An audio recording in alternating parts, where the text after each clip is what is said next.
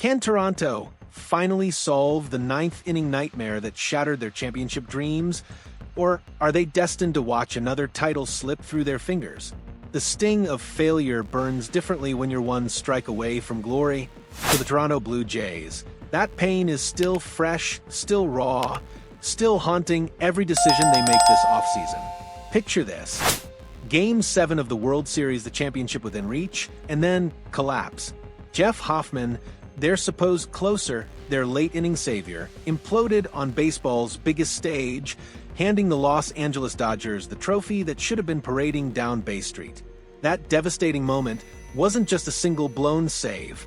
It was the culmination of an entire season's worth of bullpen anxiety, a glaring weakness that everyone saw coming but nobody could fix.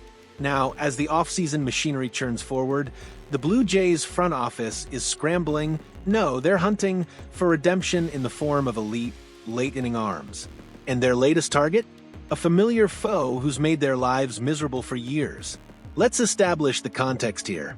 Toronto didn't just dip their toes into free agency.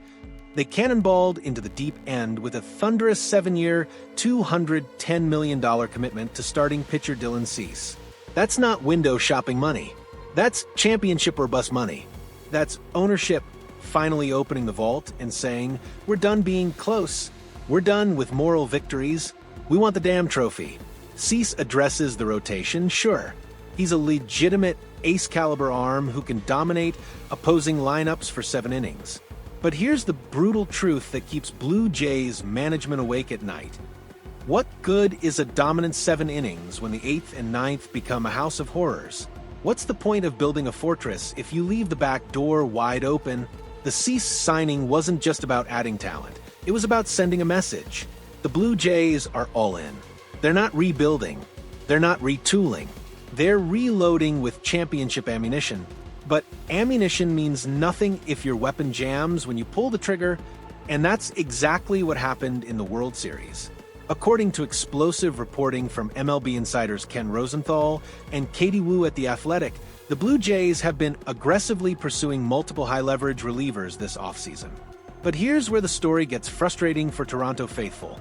They've already whiffed on 3 significant targets. Ryan Helsley? Gone. The Cardinals' former closer reportedly agreed to a $28 million deal with, and this has to sting the Baltimore Orioles. That's right, a division rival just snatched up one of the premier closers on the market, strengthening their own bullpen while simultaneously blocking Toronto's path to improvement. Raisel Iglesias? Signed elsewhere. Phil Maton? Off the board. The Blue Jays are watching closer after closer come off the market, like items disappearing from a clearance rack, and each missed opportunity increases the pressure to land their next target. This isn't just about adding talent anymore. This is about salvaging an off-season strategy that's starting to look shaky. This is about proving to the fan base that the front office learned from October's catastrophic failure. This is about redemption. Now, we arrive at the juicy part of the story. With Helsley off the board, Toronto has pivoted to another intriguing target. Pete Fairbanks, the Tampa Bay Rays closer. And if that name makes Blue Jays fans' blood pressure spike, there's good reason. Fairbanks isn't just any available closer. He's a pitcher who has absolutely dominated Toronto throughout his career. In 27 career innings against the Blue Jays, Fairbanks has held their hitters to an embarrassing .130 batting average. Read that again, .130. That's not just effective pitching, that's psychological warfare. That's complete and utter domination. This past season, Fairbanks posted a 2.83 ERA with 59 strikeouts across more than 60 innings for Tampa Bay. Those are solid numbers, but they don't tell the full story. What makes Fairbanks particularly appealing isn't just his overall performance, it's his track record of success in high-leverage situations and his proven ability to shut down Toronto's lineup specifically. Think about the strategic brilliance here. The Blue Jays aren't just looking for any closer. They're targeting a pitcher who has repeatedly made their own hitters look foolish. If you can't beat him, sign him. Turn your tormentor into your savior. It's a classic baseball power move, and it makes perfect sense given Toronto's desperate need for reliable late-inning performance. According to Rosenthal and Wu, both the Blue Jays and Miami Marlins are among the teams showing interest in Fairbanks. But let's be honest, Miami isn't in championship or bust mode. Toronto is. The Blue Jays have significantly more urgency, more financial flexibility after the Cease signing, and more motivation to overpay if necessary. They came within one strike of a championship. They're not going to let budget concerns prevent them from addressing their most glaring weakness. Here's where the analysis gets deeper. Yes, Toronto needs a closer. That's obvious. But as Keegan Matheson astutely noted for MLB.com, the bullpen issues extend beyond just the ninth inning.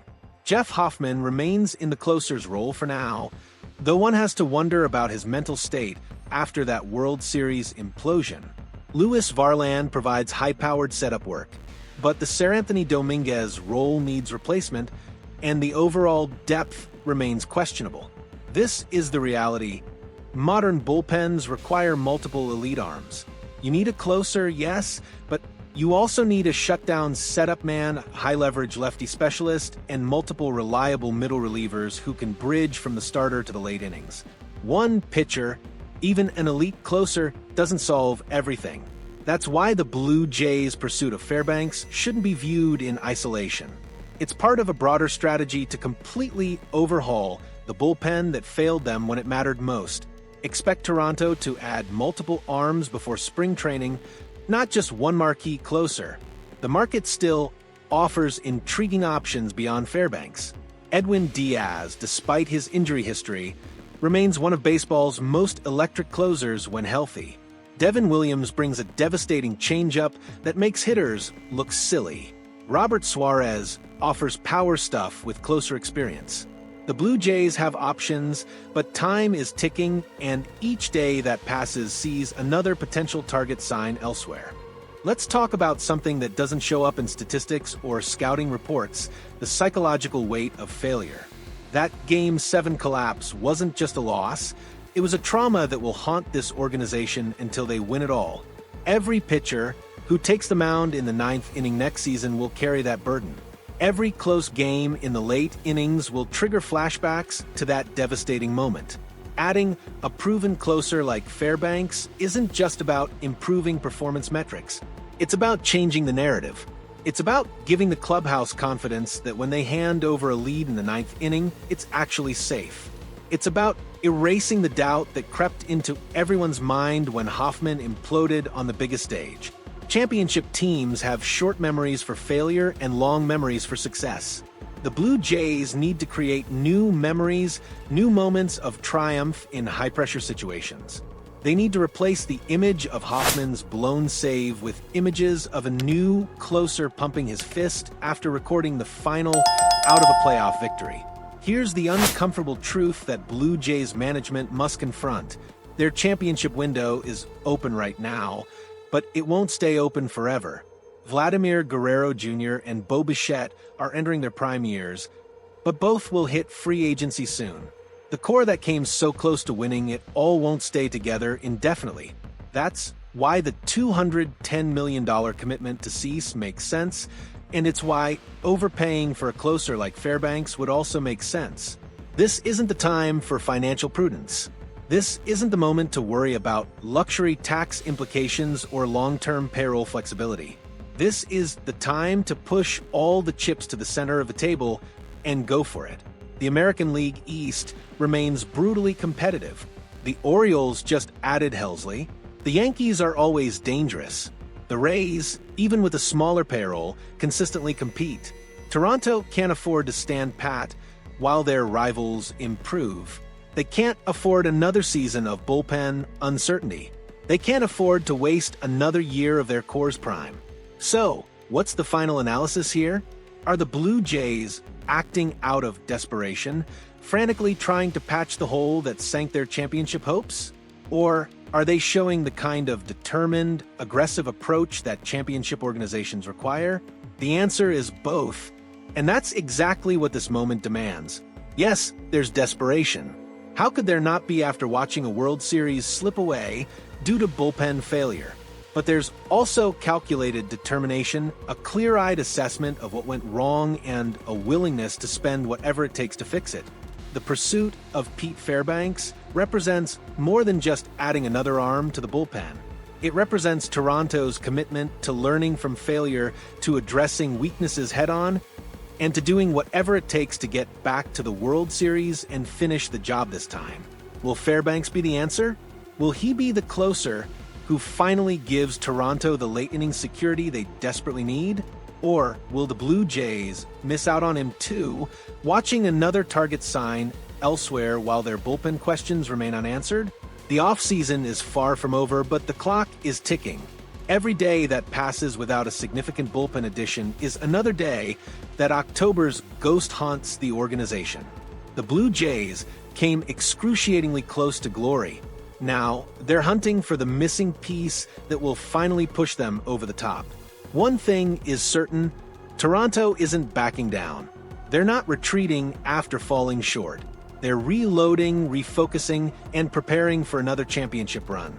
Whether that run ends in triumph or heartbreak may well depend on which relievers they add in the coming weeks. What do you think? Is Pete Fairbanks the answer to Toronto's bullpen nightmares? Or should they be targeting someone else? Drop your thoughts in the comments below and smash that like button if you want more exclusive Blue Jays coverage as this off-season drama unfolds.